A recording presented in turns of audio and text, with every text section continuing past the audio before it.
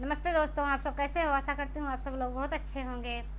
मैं एक नाच गीत लेकर आई हूँ जो कि बेटी अपने ससुराल से आती है और अपनी सासू माँ के बारे में अपनी माँ से बताती है कि हमारी सासू कैसी हैं, हमें परेशान करती हैं।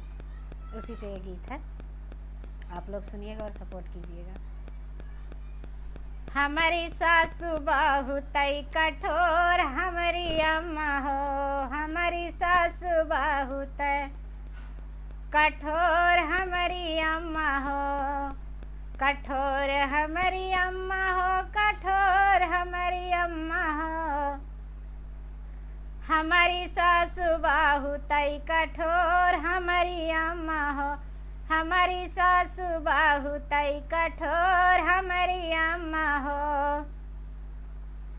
जब जब जाई हम पानिया भरन के, जब जब जाई हम पानिया भरन के, दुई दुई घड़ी ला दे पकड़ाए हमारी अम्मा हो, दुई दुई घड़ी ला दे पकड़ाए हमारी अम्मा हो।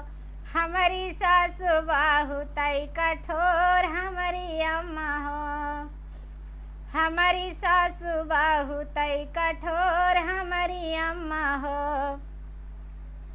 जब जब जाई हम खानावा बनावन के, जब जब जब जाई हम खानावा बनावन के, अपार सैरो सैया घुसी जाए हमारी अम्मा हो, पार सैरो सैया घुसी जाए हमारी अम्मा हो। हमारी सासू बहुत खराब हमारी अम्मा हो, हमारी सासू बहुत कठोर हमारी अम्मा हो, हमारी सासू बहुत कठोर हमारी अम्मा हो।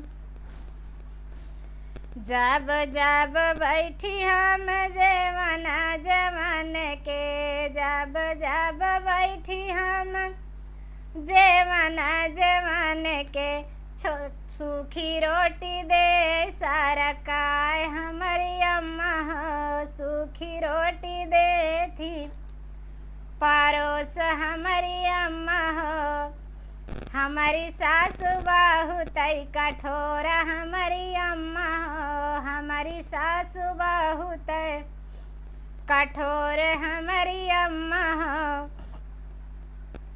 जब जब जाई हम से जिया सुतन के, जब जब जाई हम से जिया सुतन के, अरे हमारो पिया वाले थिनी बोलाए हमारी अम्मा हो, सजन कले थी बोलाए हमारी अम्मा हो। हमारो पिया वाले थी बोलाए हमारी अम्मा हो, हमारी सासू बहुत कठोर हमारी अम्मा हो, हमारी सासू बहुत कठोर हमारी अम्मा हो, हमारी सासू बहुत कठोर हमारी अम्मा हो।